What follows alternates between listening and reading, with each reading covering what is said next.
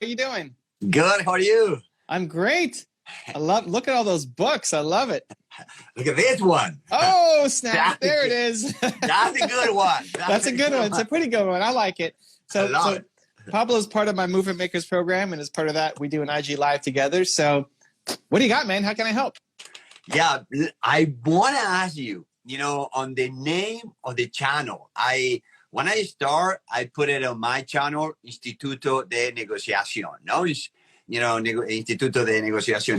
That was the name because I coach on negotiation. I learned from Brandon Bouchard, and then I specialize in something that I've been doing all my life.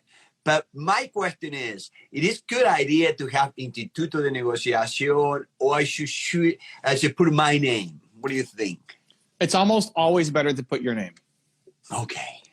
Because people connect to a person more than they connect to a brand or logo.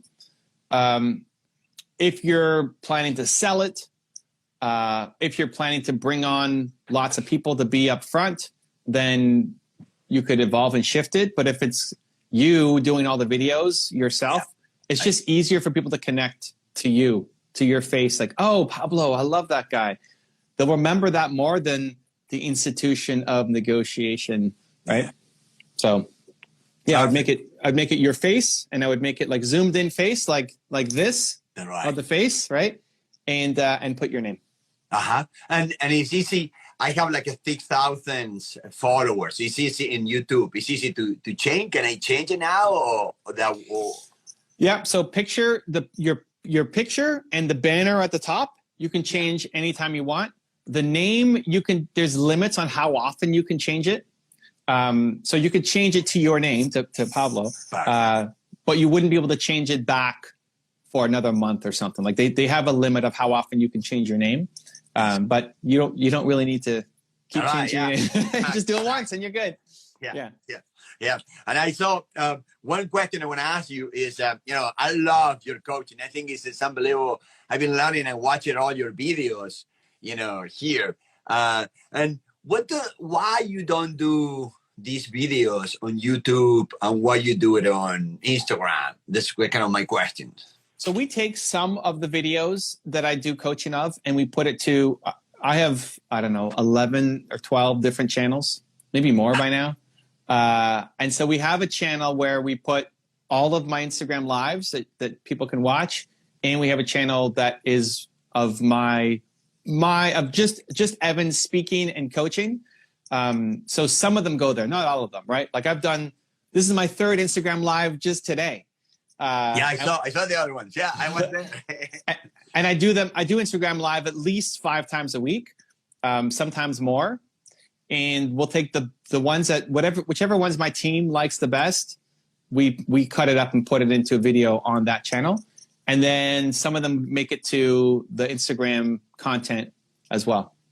So it's part of your producing content for you. Yeah. And the thing is, like, I don't want to sell coaching services. So it's slightly different, right? I love this, but I don't want to sell this. I could do this all day long. I could just sell Instagram live sessions. Okay. Hey, here it is. Pay me this and we'll do another one. Pay me that. Like, I could do that as a business. I just don't want to be in that business. But if you want to do it for negotiating, I think it's a great way to be able to recognize the talent that you have. Because there's one thing to make a video just saying, here are the top 7 negotiation tips for how to get a new client or for how to get that job interview or whatever negotiating kind of topics you're making. It's very different than if you have somebody in front of you who is struggling in negotiation and you coach them and help them. I know, I saw other of your videos talking with that Slovene girl that you were playing, and I never, I followed Brandon for years, and I saw you in the summit. I saw you with Brandon Bouchard, so I started following you, and it's unbelievable that as a coach, how way better I see when someone can see me coaching, and that was one of the questions. It's really super effective. The people to see that, like you were explaining. Were you in Puerto Rico at the Brendan? No. I'm in Pittsburgh. We are very close. You know. Okay. I'm in Pittsburgh, PA. But my followers is all Latin America and Spain. Right. But you said you were at Brendan's event. Were you at the Puerto Rico event? That's right. Yeah. The summit. Yes. In Because Puerto Rico. I'm one of the coaches, so I'm a member of. Yeah. It was online. The online. Oh, that one. Okay. So Sorry. So in January or February, I spoke at Brendan's event in Puerto Rico. Yeah. Okay. Where people paid 30 or 50K or whatever to be in the room. It's his private one. Yeah. Right. Yeah. And there was this great moment. So Brendan, Dean, and Ethan are the three partners in that business.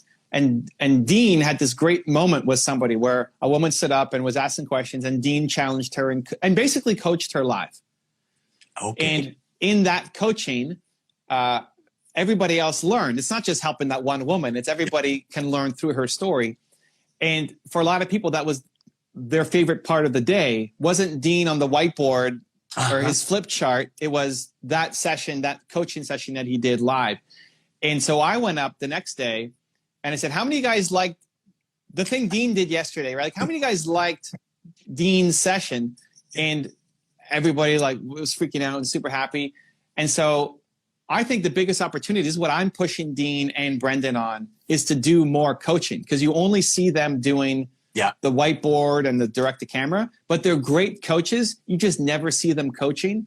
And so I had the whole room, because Dean and Brendan were backstage, right? Like, I just came off, they were backstage eating lunch or whatever. And I had the whole room say, make the coaching videos, Brendan and Dean. Right. Like, we all yelled it to tell them to go make the videos. I think it's the biggest opportunity going into 2021 is actually if you're good at it, right? Right. That's the thing. You get exposed super quickly if you don't have an answer. So in the world of negotiation, you've seen it all. You know how to answer all the questions. You've seen it all a million times. And so there are very few questions that you wouldn't know how to respond to. And so if you have somebody come on, and your stuff is all in Spanish, right? It's not in English? Yeah, it's in Spanish. Yeah. So if you had somebody come on, and even though you're in Pittsburgh, whatever, somebody in the US or Mexico or wherever, and they're coming on and they're struggling with the negotiation right now in their life, and then you help them, even if you try, okay, so let's role play. Right. You tell me, I'll be the guy. I'll be the guy, and then you try to negotiate with me, and then I'll be the tough guy, and I'll be the right. In doing that role play, you actually make them a better negotiator. Yes. Much faster than just follow these 7 tips to be a better negotiator. Right. And you just have to show up, right? I mean, all you have to do is say, hey, how can I help? Yeah, right. Okay. Yeah. Follow your course and the material that you explained. I set up a meeting for next Tuesday. So okay. I'm putting a Tuesday, 10 a.m. in here in US. It's 12 in Latin America, in different places. So I'm following your concept, and in Spain. I'm following your concept. I'm going to do live because I think it's phenomenal. When I see you, I see you coaching. That's what even when you talk on you interact with us when in Brandon. You said you talk about the book. You interact with us. You give us what is the most important points to follow when we do a video. Like a strong opinion. It was phenomenal because I have 500 videos in YouTube, but now I just, even the editor say just cut everything. Just the most important, just cut it, because it's great. Yeah. Sorry. So that's awesome. I think at the beginning you have to book the people yourself, okay. Right? So people don't know that you're going to do live coaching yet. Yeah. So if you set a schedule that every Tuesday at 10 a.m. you're going to be doing live coaching, your first 4 or 5 people you book yourself. You DM them and say, hey, I'm doing this for free. Yeah. Okay. Can I help you? Do you want to join live? And some people will say no, and some people will say yes, and then you book them. Where after you start doing it for a while, people will get used to it, and then people will say, you don't even have to book the guests. People will just put their hand up, right? Like we booked this in advance through my assistant, right? But if you weren't here and I had an open spot, I would just go live and people would say, hey, can I join? And then we just do coaching. Okay. Right? Perfect. So you book the first few people yourself, but once you have especially if you have a consistent time, like every Tuesday at 10 a.m., people know to join you, then ultimately it takes over and then people will just ask to join you. Okay. And it's fun, dude. It's fun. I know. You're absolutely right. And, I do love your book and all your videos is to serve. I do, you see people who do that for money and you see you and your wife and on the car and making jokes. It's unbelievable. And I do have that to want to help Latin American people, Spanish people. I built my company here in US. We did it very well as a consulting. I went to Harvard Law School with Roger Fisher. So here everything is good, but Latin America needs so much help. And on that part, there's so much help on how we develop the negotiation, how we develop the skill. They only have 5 books that is important here. There's no translation in Spanish. So I feel that. And one question I want to ask you that I've been thinking is, every Tuesday an afternoon, we do a Zoom event where there is days that I have 400, 450, 200 people. And this, we do it on Zoom because the interaction. Yep. Do you think that I should do it? And we try, and from Zoom, we go and we do directly now in YouTube. Now, thank you to you, follow you, learning from your team, but do you think I should go directly to you, directly live? No. Okay. No, YouTube Live sucks. The only reason to go YouTube Live is if you want to promote something right away. Okay. So if you're going to launch your own book, or you've got some course coming up, or some event that you're speaking at, or something that you want to get a lot of eyeballs on, then YouTube Live is great. But most YouTube Live videos, after they go live, never get any attention. Oh, okay. The algorithm just kills the live videos. Even if I do a video, sometimes I do a video live I put it live and my editor work later with this. It's just better off to do private and then? Yes. So if you're doing Zoom, I would keep it on Zoom. Okay. The beginning of a Zoom call is kind of boring anyway for a YouTube viewer. It's great for the live audience where you welcome people in and how are you doing and oh my gosh and all this stuff. But for a YouTube video, you got to hit them with something strong right away, which usually doesn't happen in a live Zoom. So how long do you do your Zoom? Like how long is the session? 2 hours. 2 hours. That's awesome. And it's you talking or it's you interacting, you answering questions? What is it? I talk for an hour and a half and then all questions, all questions. And I talk about the best books, the best book here in the state, the best technology on negotiation, persuasion, influence. Yep. And every, what is it? Every 2 weeks? Every week? Every week, Tuesday, 6 p.m. And how do you come up with the topics? For the book, like next week is this book. Last week is last week was Cialdini. Cialdini, right? So I just come up with one topic and people are engaged. I have a lot of people. In the beginning, I did a lot of advertising, to get the people, But now it's just the community, So 2 things. One, I would definitely edit that video down for a YouTube video. I would take your 2 hours and cut anything that's not super valuable, but especially the intro. The intro is probably not going to be great in a Zoom, and maybe the extra. Take the highlight moments and put it to the beginning. Coming up, or I don't know how you say coming up in Spanish, but... Está viene. What is it? Está viniendo. Está viniendo. Está viniendo. Okay? Está viniendo. At the beginning, like at the bottom, right? And the best moments. And then that's a weekly YouTube video for your channel for sure. I love it. The thumbnail, I put your face and then the book cover if it's always around the book. I would play with doing more. If you're doing 2 hours, I would play with doing more audience interaction. I would play with like an hour of you talking and then an hour of interaction. Okay.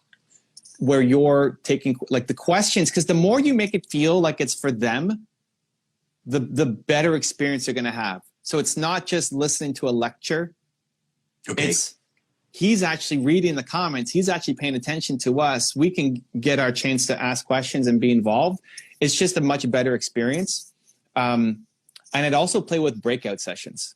You know, we do it inside Movement Makers where you break out for 15, 20 minutes. So when you can create community, so it's not just learning from you, but they're connecting to each other. These are other people who want to learn about negotiation and whatever the lesson is, right? So like what's one lesson from the book this week? Then, and how the reciprocity work, you know, how, you know, Great. Scarcity. Yeah. So that could be the challenge of, hey, okay, you're going to put you into breakout rooms and I want you to discuss how you're going to use more reciprocity this week. Like what can you do? What's one thing you can do this week to have more reciprocity in your life? That's an awesome idea. That's unbelievable. Dude, they'll have so much fun. Like the breakout sessions are the best. Yeah, right. I feel sad because I'm not in them, you know, but I'm listening to Nina's, but people love them. And I would say we're still playing with what the right number is. We're usually looking at like the 6 to 8 people range, 6 to 7, somewhere in there. Okay. Of groups. How many people show up on your thing? 400, 200? Yeah, 150 minimum. So put them into groups of Zoom can automatically do it. You just say how many people you want in each group. Okay. And so you'll end up having, 50 groups or whatever. And you have people put out into these different groups only for, 15, 20 minutes. So it'd be like an hour of you sharing. That's great. An hour of you sharing. You introduce the book, you say hi, you give the lessons, you teach me what I need to learn. And then 15 to 20 minutes of group sessions, breakout rooms, and you give them a question to talk about so they get to know each other. Okay, the question. Exactly. Yeah. Yeah, lead them. And then the last 40, 45 minutes is come back to the main group and then you interact with people. And whatever questions you have for me and how to apply the book, let me know and I'll answer them live for you.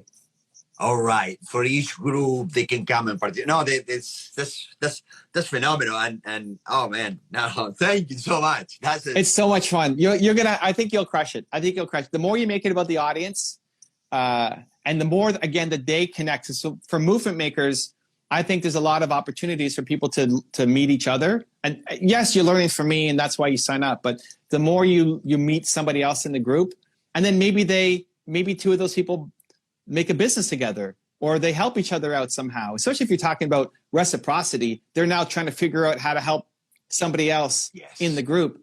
And if they end up doing a big deal or having a business partner or landing a sale because of your group, right?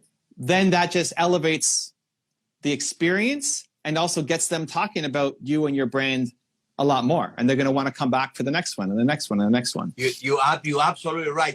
With the Brandon Bouchard, we are like 30 people from all Latin America and Spain that we connect. And believe me, we go to the event to see each other. Yeah. Yeah, it's true. I mean, it's a little sad. I mean, I like to think people come to learn from me, but it's great that you get to meet each other. You learn from them. No, I know. But it's fun. You're creating a little family, and a lot of these people, who are joining your session, they want to learn about negotiation and they want to build a better business or better life for themselves or better career. And they don't have anybody else that they know who's kind of pushing them. Their parents, their family, their brothers or sisters, they're not doing big things, a lot of them. And so they're kind of crazy joining your live stream to learn about negotiation. Yeah. And so it can be hard to stay ambitious and stay driven and stay wanting to do more. But now when you connect them to somebody else, who's like them, it's like, oh, I have some friends now who are also trying to do something bigger. So yeah, I think it's awesome. I think you'll love it. I think the more you interact with people, the more fun it's going to be for you too. And those can be great. Now, when you cut the video on Zoom doesn't record the breakout sessions. I see. Okay. Yeah. So yeah, because you're right. You know, so you got to cut it, right? If you're going to put it to YouTube, you have to cut that blank part about the group sessions. But yeah, if you do that every week, that's a great video every single week to be able to put to your YouTube channel. Just doing the coming ups. Yeah. What is it again? Está viniendo. Está viniendo. Está viniendo. No, I love that. And okay, so with that idea, when I hear you talking and see you said, oh, you know, we're going to go live. Okay, the channel increased a 43% retention. You know, like one of these, it was 43, so it was huge for us. You know, how many more people they were having. You know, no subscription yet. You know, subscription we every month with 300, 400 people a month because it's very specific. It's very specific to negotiation, to sales, leadership. You know. Yeah, but that's huge. How many people who speak Spanish need to learn about negotiation, leadership, and sales skills? Like that's a lot of people. Yeah. Just YouTube lives alone, you can get eyeballs on it, you can get people to watch it, but that's it afterwards. They're gone. And if you're doing a YouTube live, they can't join in on the Zoom rooms either. So you're going to say breakout session, and it's like, oh, where? That's right. Where am I going? Great. So keep it to Zoom, and then the replays, an edited, cut down, hour and a half replay to YouTube. And then you can then say, hey, if you want to join our lives, we do this every week. You want to join us? Click the link. And I don't know how they get to is it a Facebook group or how do you actually get people to join? That's right. We have with Kajabi, we have a link. So people go in and we just get it on Kajabi. Yeah. So Kajabi. So you have the link. Hey, if you want to join us live for the next session, there's a link in the description. Go join us. We'll see you next week. Oh man, that was phenomenal. I'm going to go back to you. I'm going to tell it because I do think that is great. You know, we were talking with one of the persons that they interact. He said, hey, you know, sometimes you're talking too much. And I feel that. But also I participate, like the other day I participate one person and she just went off, you know, and off and on and on and on. And it was rude to me to cut it off. But many people were in the chat say, what is he talking? Okay, but the way around it is you can still talk, but answer their questions. Yeah. Yes. So it doesn't mean you have to bring people in on the Zoom, because if you bring the wrong person in, it's super boring, or if they're talking too much, that can cause problems. But they're typing in the chat. You can see what they're saying. This is what's different on a Zoom versus in a live. If you're speaking on stage with 2,000 people, you don't know what questions they have. You don't know what they're thinking. There's no direct feedback. That's right. But on Zoom, so you have to just keep talking. Yeah. On Zoom, you see, like, wow, that was great. But what does he mean by this? Like, why did he say that? And you see that and said, hey, Angela said this. Here's what I mean by it. So now they feel like they're engaged in it. So it's still you talking, but it's not you talking at them. It's you talking with them. With them. Perfect. That's great. Right? Okay. Yes. So even if it's like 45 minutes of you talking and 15 minutes of paying attention to the chat. If you look at Movement Makers, I'm interrupting myself all the time. Yeah. Based off of what you guys are writing in the chat. Yes. So my goal coming in is I have 3 big ideas that I want to share with you on whatever topic, right? First off, you guys pick the topic. Yes. I don't even know what I'm talking about until like the day before when I see what you guys want. Because I don't want to just hear me talk. I want to make it off of what you guys want. So you guys pick the topic. And then once we're in, I have my 3 big ideas.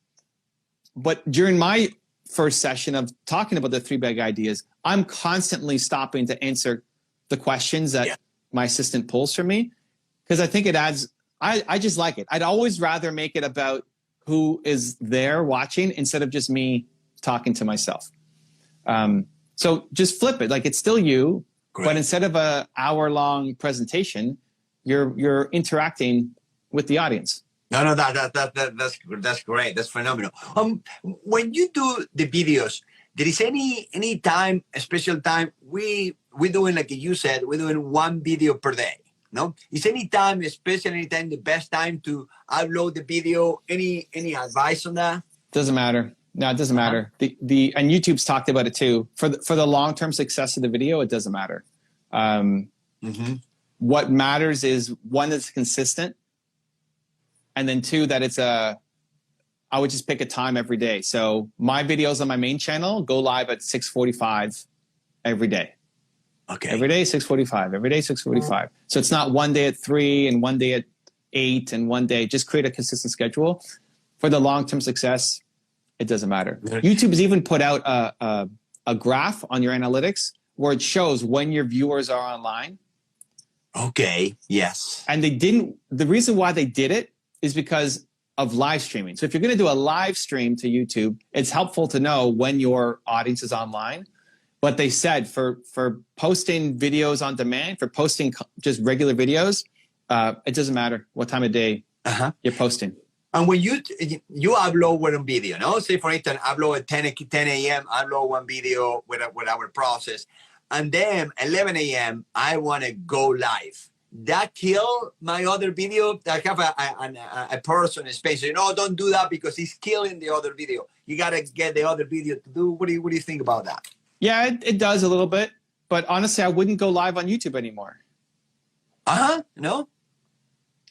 Only Zoom. Go live on Zoom. Okay. Because to get the full experience on YouTube, you can't put people into breakout rooms. You can't do the same thing as on Zoom. So somebody's watching from YouTube when you're doing breakout rooms, they're just bored for 20 minutes now watching a black screen. Yeah. No, sometimes I go live just to invite people to the next event. Or, hey, we're going to tomorrow. It's going to. Sometimes I do 10 minutes live, a small live.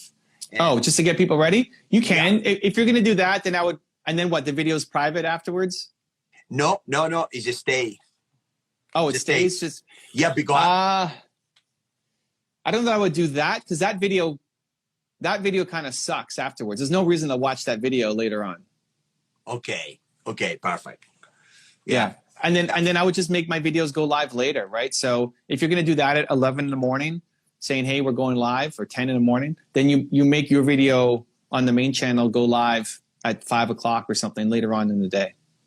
Okay. So you will change that. So what is the algorithm? The algorithm? Yeah, it's hard. Like if you release a video and then go live, your release video could get hurt in the short term. Long term, it won't make a big difference, but the short run it could, because one is stepping on top of the other.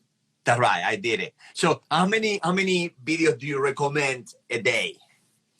After one, I don't recommend it. After one, yeah, like getting to one is great. Every step along the way to one is great. I've gone as much as 3 a day. If you're able to do more than one a day, then I would look at a second channel. Okay. So if you're making a video every day, yes, you'll likely get more leverage out of a second channel. So now you have a channel for books, and then a channel for coaching, or a channel for leadership, and a channel for negotiation, right? You split it up.